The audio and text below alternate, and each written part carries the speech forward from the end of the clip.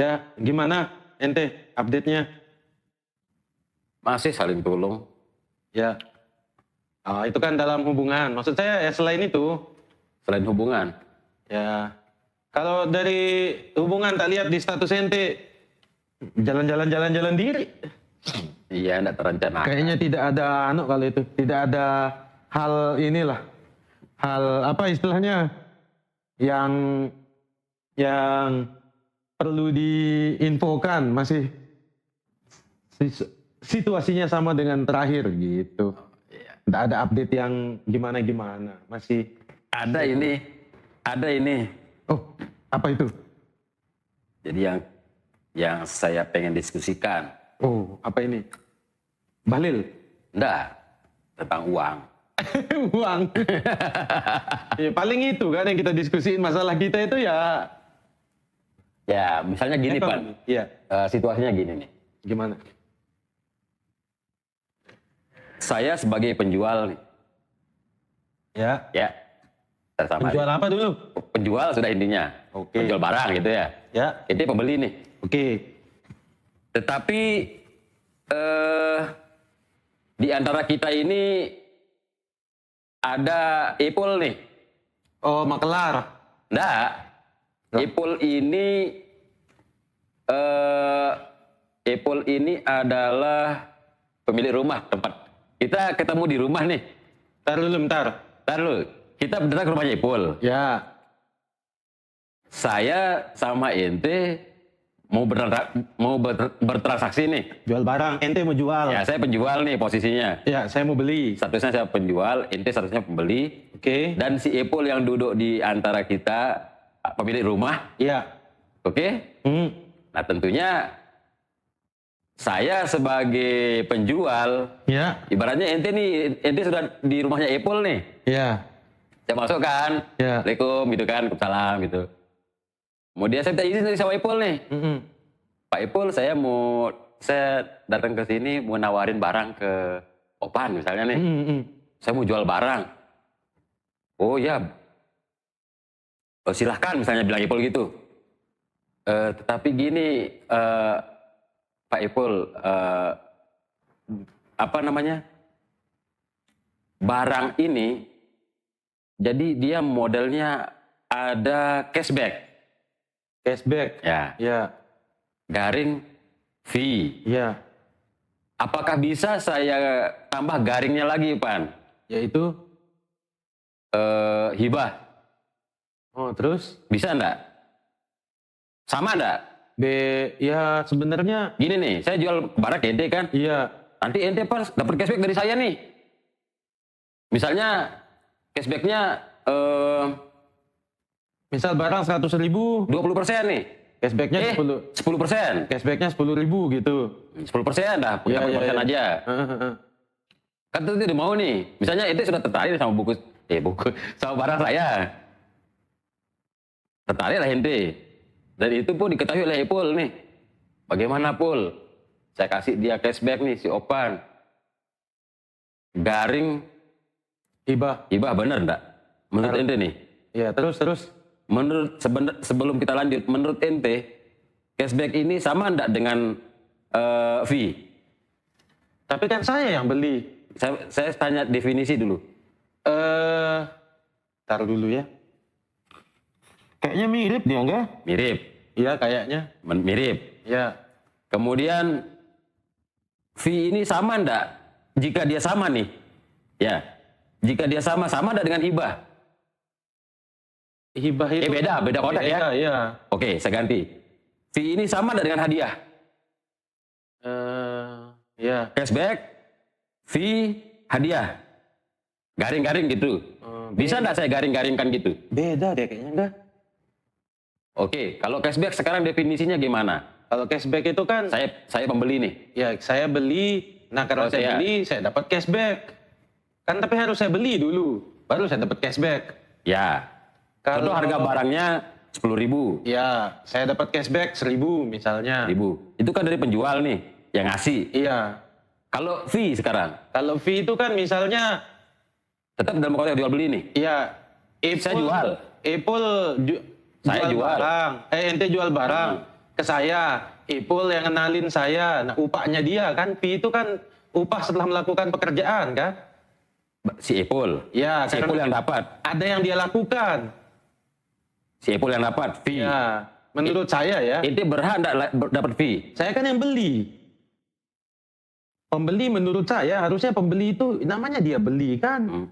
Harusnya yang tidak dapat apa-apa sih kan saya mau beli. Enggak dapat apa-apa. Tetapi hal yang saya diskusikan, ente yang dapat bukan Ipul. Atas fee dasar cashback sih namanya. Cashback. Oke, Iya. cashback. Berarti bukan fee ya. Ya kalau fee itu kan harusnya upah Beda kan. si Ipul nih. Ya itu Cocoknya. ada fee dia dapat. Skemanya gitu. Ya upahnya udah rumahnya dipakai gitu. Kalau hadiah nih, Kalau hadiah itu kan saya jual barang ke ente beli saya kasih hadiah. hadiah itu Cocok enggak? setahu saya orang hadiah itu kan kalau kita tidak melakukan apa-apa tapi dikasih. Oke, Ini tidak mesti bertransaksi ya. Ya bisa saya datang-datang enggak ini saya kasih hadiah jam. Gitu. Enggak ada apa enggak ada. Jadi Gitu. tidak mesti ada di depannya sesuatu gitu ya. Iya kayaknya sih menurut saya hadiah ya itu kayak hibah gitu. Nah, sekarang kembali lagi konteksnya saya menjual barang ke ente beli barang di saya kasih ente Upah uang karena sudah membeli. karena sudah membeli di saya kasih ente uang. Iya cashback berarti. Cashback ya. Oke, lalu udah ditahu sama Ipul nih. Ditahu sama Ipul kan. Ipul bilang silahkan, bilang kan. Iya. Nah, terjadilah ini transaksi. Iya. Terjadi transaksi ente beli barang di saya juga memberi ente cashback itu 10% nih. Iya. Kemudian Andy, nah si Andy ini sebagai anggaplah kadus nih. Iya. Tiba-tiba ini sudah berlalu Pan. Iya. Berlalu sekitar kurang lebih 6 bulan. Oke. Atau 1 tahun nih. Ya berlalu nih kejadian itu nih. Iya. Tiba-tiba si Andy ini sebagai kadus nih misalnya kan. Iya. Dia mengetahui itu nih. Iya. Duh, diam-diam nih si Liga sama Opan. bertransaksi. Datanglah Andy ke Ipul. Iya. Ipul, gimana? Kenapa ndak ngasih tahu saya sebagai kadus? Nah gitu nih. Oke. Anunya nih, sikonnya nih. Iya. Yo, mana saya tahu harus permisi dulu ke ente. Nah, misal gitu kan, Oke. jawabnya Ipul nih. Nah terus si Andy sebagai kadus meminta Fee. cashback itu kembalikan ke kas dusun. Itu permintaannya Andy nih sebagai orang yang berwenang gitu. Iya, berkuasa lah. Berkuasa. Nah, dengan kelemahan kita, kan saya dipanggil sama Andy nih. Iya. Wah beneran ente berdasarkan terus ente kasih itu si Opan cashback 10%. Bener saya bilang. Aman saya nih, sudah selesai masalah saya diinterogasi. Nah sekarang ente dipanggil lah oleh Andy. Nah Andy meminta 10% itu dimasukkan ke kas dusun. Nah jadi pertanyaan saya,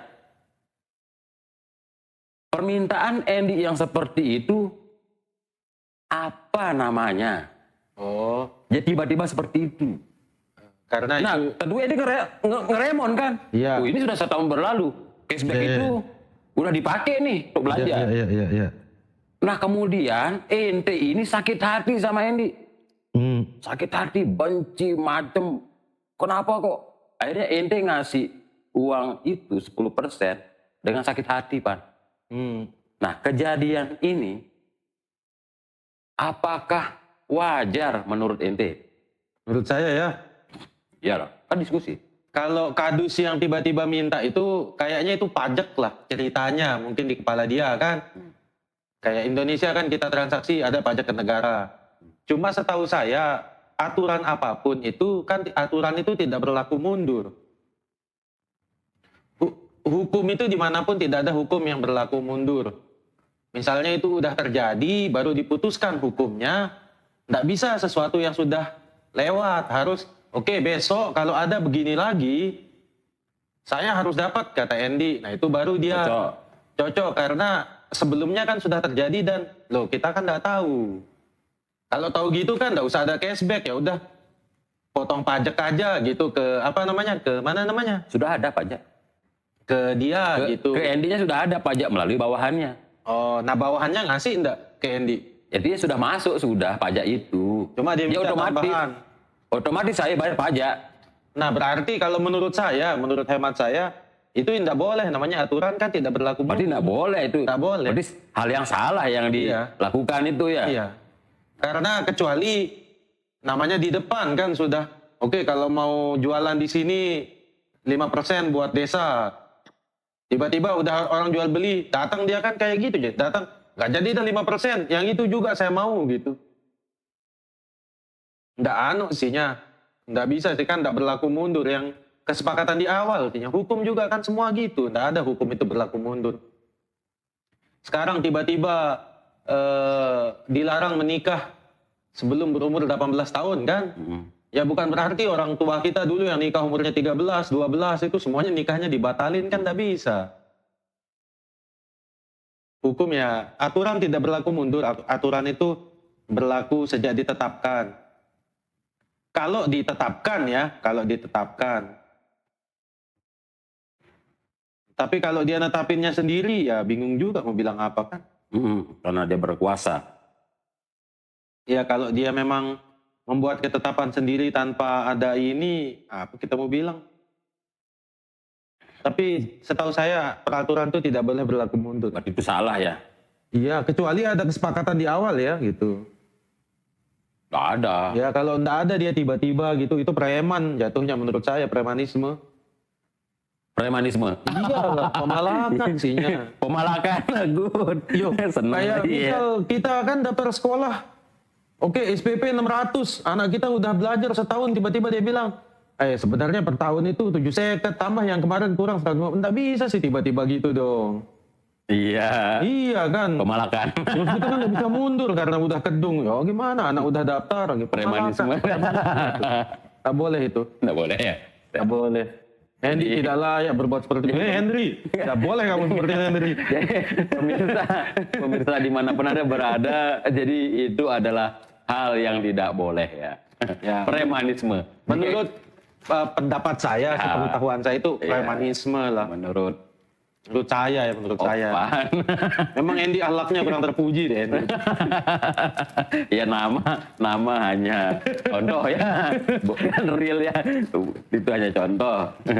Berarti premanisme. Iya, menurut hemat saya itu premanisme. Berarti ini pikiran saya tentang hal itu agak ada pencerahan lah. Iya, enggak boleh lah. Ini enggak.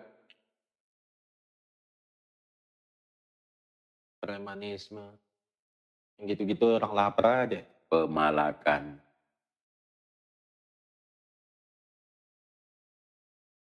Juga ada jam. Ya aksesoris. Ini nanti lain lagi pembahasan. Iya itu kalau terkait itu menurut saya itu pemalakan ya. Memang lumayan lumrah di negara kita ini. Pemalakan tuh. Pembangunan apa gitu tiba-tiba orang-orang yang merasa berkuasa atau diberi kuasa tiba-tiba bikin aturan sendiri.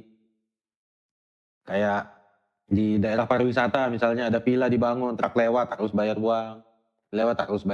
Kalau enggak gitu udah dikasih lewat. Nah kan ada aturannya.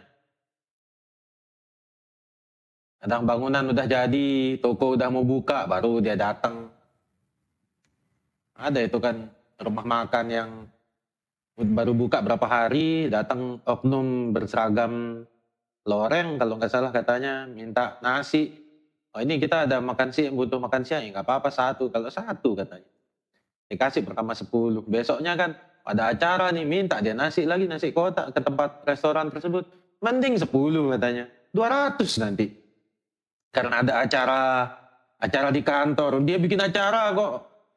Tapi itu oknum, oknum-oknum gitu umum dia terjadi. Nah ini kan yang relate juga, yang lagi viral ini Cilok Nganga. Oh iya, yang di sini Cilok Nganga itu Sama kayak itu kan, maksudnya orang udah 4 tahun kan dia berusaha itu. Memang kita nggak tahu sih gimana model anunya ya. Dari awal apakah dia itu bikin usaha cilok kecil-kecilan, tapi tiba-tiba jadi gede. Kan banyak yang dagang cilok kan. Saya yakin cilok-cilok rombong ini nggak pakai izin operasional kan. Iya. Mungkin cilok nganga itu awalnya gitu, terus tapi besar, dimintain retribusi. Ya sudah dia Pan, saya lihat di berandanya itu sudah dia ngurus ke pajak. Ya, Sudah dia buat urus NPWP, bayar SPPT itu sudah. terus? Ya beritanya terus ini oleh si itu pengacara itu terus di Up gitu ya. up terus. Dia itu salahnya di mana sih sebenarnya, orang ini saya nggak ngerti. Kan saya perhatiin, ya mungkin dia teledor dalam ngurus pajak selama ini mungkin, tapi kan mungkin lagi. Ya jadi kalau menurut analisa saya dari beranda sosmednya Cilok Nganga ini memang dia biasa-biasa aja. Iya. Adalah Di Lentang Baju kan? ya Iya. di dusunnya juga kan Iya. adalah seorang warga negara yang memang tidak pernah membuat NPWP. Iya. Itu banyak depan. Iya. Banyak itu sangat banyak. Sampai detik ini banyak. Hmm. Nah sehingga pemerintah pun bingung nih. Gimana kita mau pajakin orang NPWP aja nggak diurus. Iya. Atau nggak punya. Walaupun sekarang kan namanya NPWP sudah dia by nick. Iya langsung kan? Dia tidak berbeda lagi nomornya. Tapi dia sama. Jadi tidak susah harusnya kan? Terus?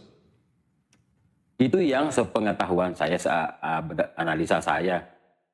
Dan itu sudah dilakukan oleh mereka nih. Kan tentunya di kantor pajak pun termasuk saya yang Ente ikut ngurus? pengalaman gitu ya. Saya bisa katakan saya pengalaman lapor pajak gitu. Baik akun sendiri maupun teman-teman yang lain. Itu benar-benar ditanya emang di situ ada berapa jumlah harta, berapa jumlah investasi jika ada, berapa jumlah tabungan jika ada, kemudian berapa jumlah hutang jika ada, jika itu orang, ada kita isi nik orang itu berapa gitu, jika itu bank maka sebutkan banknya gitu. Itu ada apa, nah sehingga ketika kita sudah isi kolom-kolom itu, kita kembali ke form yang di awal, itu muncul dia pajak terhutang. Nanti muncul sendiri gitu. Ya, muncul angkanya, oh sekian nih pajak terhutang. Nah, bagaimana cara kita membalancekan dia menjadi 0 selama penghasilan kita itu di bawah berapa dibilang itu ya? Per tahun itu 100 juta tuh berapa itu? Baru dapat wajib pajak. Baru kita wajib pajak. Per bulan. Enggak, per tahun dia. Iya makanya rata-rata per bulan tuh di bawah 5 juta atau 4 juta berapa. Jadi per tahun tuh 60 juta. Ah bener, 60 Ya, juta. Baru kita Per tahun. Baru kita wajib pajak. bayar pajak. Ya baru kita kena gitu. Baru kita bayar pajak yang terhutang itu. Sekarang kan pertanyaannya, apakah Cilok Nganga ini nyampe enggak dia bersihnya dulu? jadi kalau mereka punya pembukuan gitu kan kelihatan dia nih per bulannya itu oh labanya sekian. Janganlah dicampur antara modal. Jadi yang namanya laba bersih kan sudah dipotong operasional dan segala macam. Iya. Biaya-biaya sudah dipotong. Bulan Januari oh misalnya bersihnya labanya sekian. Sampailah dia 12 bulan itu dijumlahkan semua. Nyampe enggak dia 10 juta kan pertanyaannya seperti itu. Itu sebenarnya bisa diselesaikan dengan pembukuan sebenarnya. Jika mau diulik. Kalau mau diulik sebenarnya kalau menurut saya menyikapi persoalan itu jelas ada hikmahnya, ada positifnya. Pertama itu sih menurut saya jadi admin Cilok Nganga ini dia harus mulai berbenah lah ya. Akuntabel lah gitu. Harus mulai akuntabel. Jadi akuntabilitasnya itu harus diadakan gitu. Iya, Jadi iya. kayak rekapan bulanannya, laba bersihnya berapa. Karena yang dihitung laba, fokusnya ke laba aja sudah. Laba bersih gitu. Januari berapa, Februari berapa, terus sampai aja setahun gitu. Sekarang kan bulan Juni. 6 ya, bulan 6. Nah, sedangkan masalah itu timbul bulan Mei. Nah, sebaiknya mulailah gitu, misalnya dari awal Juni gitu. Oh, masih bulan baru. Anulah, nggak apa-apa lah setengah bulan ke depan, nggak apa-apa. Yang penting mereka mulailah, oh bulan Juni ini berapa. Dan itu dihitung nanti di akhir gitu. Jadi Ini apa namanya? Sebesar apa sih mereka cilok nganga? dia besar, Pan. Artinya dia banyak pelanggannya. Sebenarnya yang membuat kesannya itu besar adalah karena banyaknya pelanggan. Orang-orang reseller Resellernya itu. kecil itu beli di situ. Malah order dulu, Pak. Kalau nggak order nggak dapet sampai segitunya. Mungkin karena dia pakai nama juga ya. Jadi contoh aja ya, penjual cilok di sekolah nih, Iya. di sekolah tempat saya. Itu dia selesai jam sekolah, dia sore itu sudah booking nih. Cilok nganga itu. Iya, sudah booking. Ini saya mesen, nanti diambil gitu. Nanti ditelepon. Misalnya, oh Nasum, ready gitu. Datang dan ngambil lagi gitu. Jangan harap ini uang duduk Dapat. dengan orderan yang saya 100.000. Oh, udah dapet cepet. Malah nunggu gitu. Mungkin dia kena masalah itu enggak karena dia pakai nama juga. Maksud saya kan banyak sebenarnya orang yang jualan cilok ya, maksudnya ngambil anu itu bikin sendiri di rumah, orang ngambil cilok ke dia. Mungkin kalau dia nggak pakai nama gitu, ini kan dia pakai brand, ada brandnya. Iya, dan orang-orang wajib dikasih banner, spanduk kecil gitu. Bahwa dia itu cabangnya Ya, ambilnya di bahwa Cilok Nganga cilok gitu. ini adalah cilok nganga gitu. Mungkin maksudnya gini sih Pan ya, biar terkenal Ya iya. brandingan lah, ya. Kemudian biar ketika terjadi sesuatu dan lain hal bisa dipertanggungjawabkan. Bagus juga sih itu. Iya benar. Seiring dia jadinya namanya besar, di balik itu juga ada tanggung jawab yang besar. Iya. Oh, jadi Spiderman. Peter Parker. Jadi begitu dia. Iya tapi ya memang harusan sih dia Kalau menurut dapat saya Pan, pajak. terlepas dia dari tuntutan kayak di sosmed harus bayar pajak yuk nih, harus ayo sampai gandeng Pak Bupati segala kan di tag gitu oleh pengacara itu, ya ngapain gitu loh, itu urusan remeh temeh namanya itu. Bupati yang jauh di sana di Gerung taunya, terus di pojok Gunung Sahari, ngapain dia Itu kan? harusnya urusan bagian pajak. Iya kan? Jadi pengacara ini saya katakan dia bodoh. Sok-sok tag apa, gandeng ngetek Bupati sosmednya Pak Bupati. Buat apa gitu-gitu itu? untuk masalah seremeh inilah gitu kan. Hal remeh ini. Nggak gentle sekali. Dia nyari uang mungkin tuh enggak? Dia lah. Menurut saya sih, yang pertama mungkin pengen tenar juga dia kan.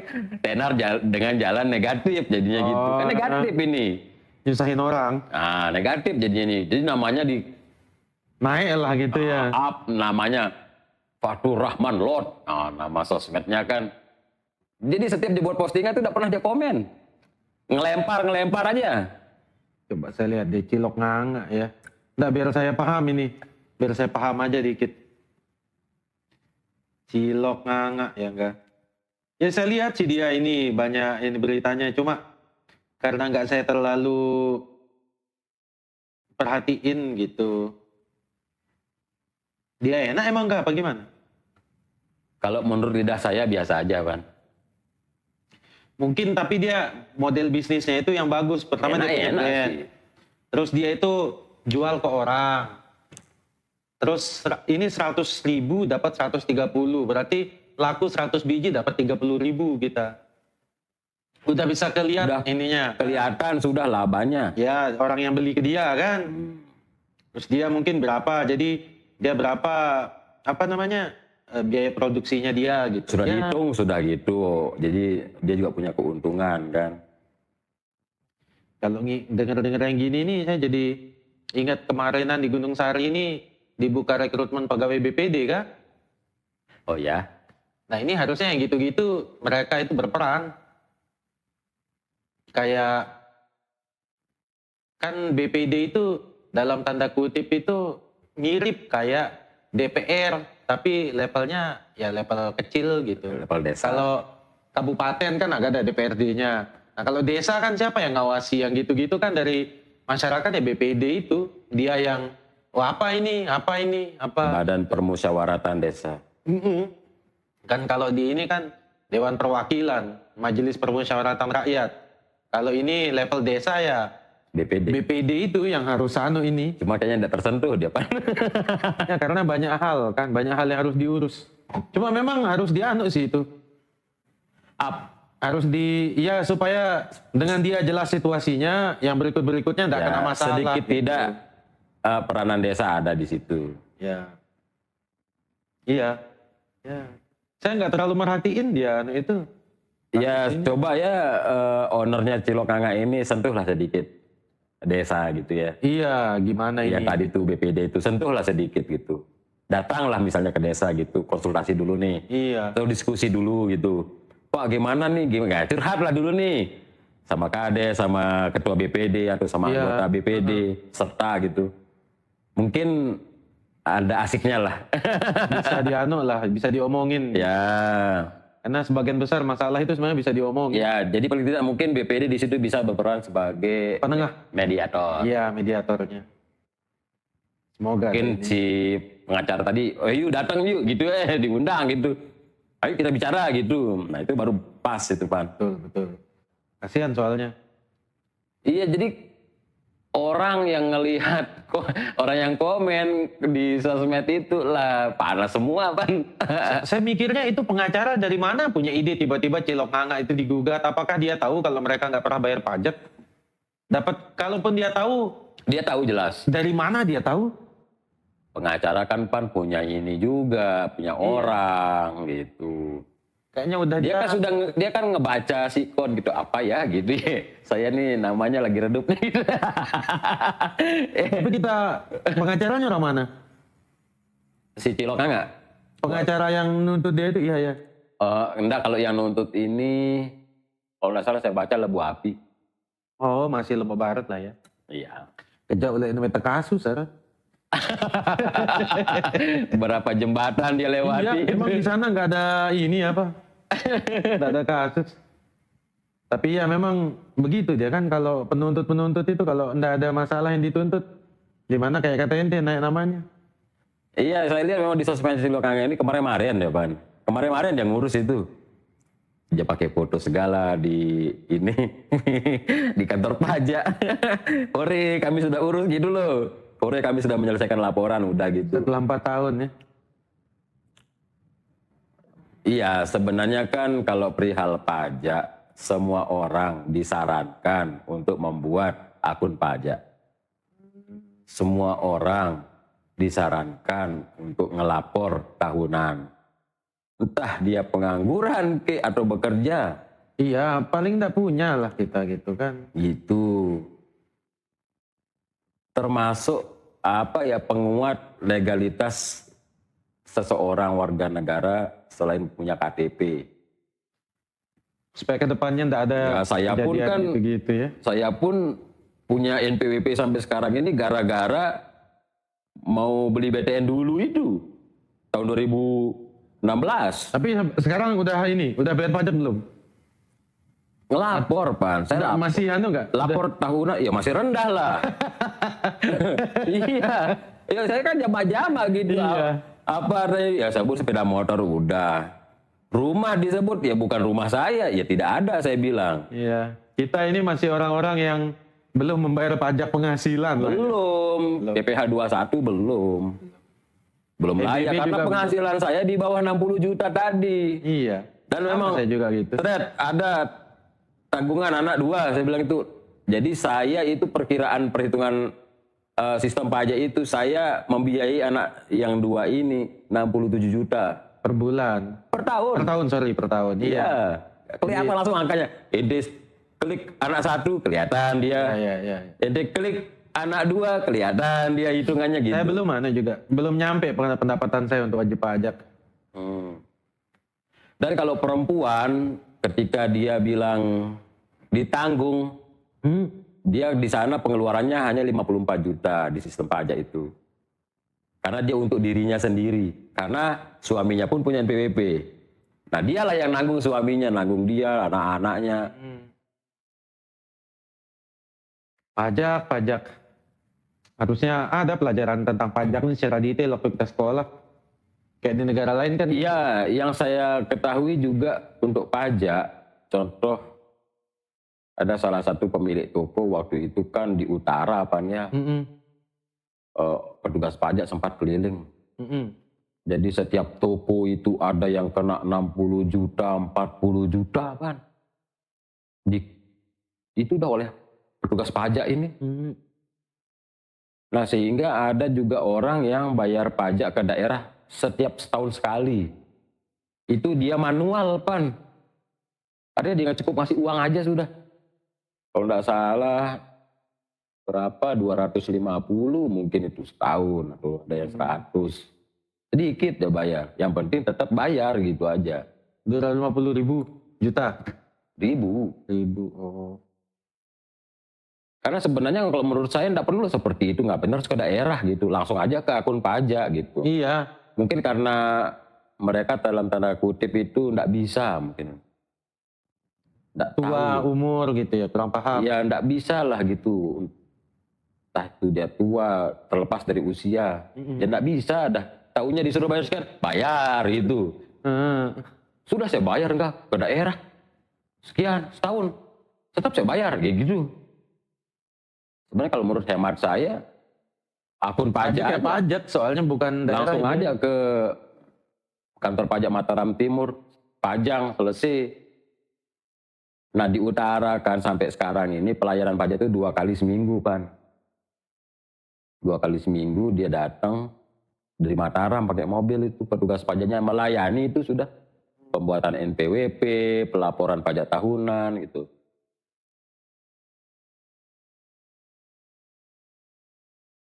Makanya saya tinggal di sini ya saya beruntung lah dalam hal itu gitu. Dekat. Literasi kita, literasi masyarakat masih kurang. Ya, toh juga sekarang sudah online gitu, enak. Semua teman-teman PNS itu, ASN lah intinya, saya aja yang laporkan. Sampai 20 orang. Saya handle semua itu. Di sekolah ya? Cuma beres dah mereka itu. Ya ujung-ujungnya dapat upah aja sih. Ya daripada nggak ada kan? Ya, daripada mereka ngurus sendiri ke Mataram. Mereka juga males ya? Males. Dan juga pihak kantor pajak pun menyarankan online, silakan online, nggak usah kesini gitu loh. Mereka juga nemu capek. Nah, belajarlah sana gitu. Kami di sini kewajiban kami sudah terpenuhi membuatkan Anda akun, lapor sendiri gitu ya. Sebenarnya keinginan tugas sana, tetapi ya kembali lagi pan orang-orang tua itu. Iya. Sana dia bapak-bapak yang nggak tahu itu. Kalau owner Cilok Nganga itu tua nggak? Tua dia. Oh iya, cocok mungkin dia masih nggak ngerti juga. Nah makanya kan oleh para muda-mudi kan saya lihat di postingannya itu dia didampingi. Oh supaya nggak ini. Ditemani lah gitu ke sana. Benar juga salah satu komentar yang mengatakan harus, jadi sebaiknya kalau sudah usaha besar seperti itu, tidak perlu lapor, tidak harus kita, tidak harus bayar. Yang penting lapor gitu. Karena lapor pajak merupakan kewajiban kita sebagai warga negara yang baik gitu. Perlu memang. Supaya MBG ada modalnya. Kalau yang sih Pan ya, kalau yang jelas-jelas sih yang saya masalah pajak ya. Iya. Itu dia kenanya di laporan bos. Sudah pemerintah sudah ngasih nih, misalnya 200 juta. Nah, setiap anggaran sekolah itu misalnya kayak ekskul nih. Jadi kan ekskul di sekolah itu ada pramuka, ada drum band, itu ada lain-lain lagi. Itu pelatihnya itu dikenakan pajak. Kalau nggak salah PPh 21 dia kena. Pokoknya pajak lah. 14.000, 30.000, tergantung besarannya gitu kan. Tergantung besaran upahnya. Nanti ada PPN juga kena dia kan. Itu dibayar itu dan itu yang saya lakukan. Iya. Jadi kalau sudah tiba masanya kita nyusun laporan bos, jadi saya bantuinnya di ID billing, buat ID billing, buat print. Besok bendaharanya atau siapa yang datang kantor pos bayar, udah masuk itu. Karena pakai NPWP-nya dinas.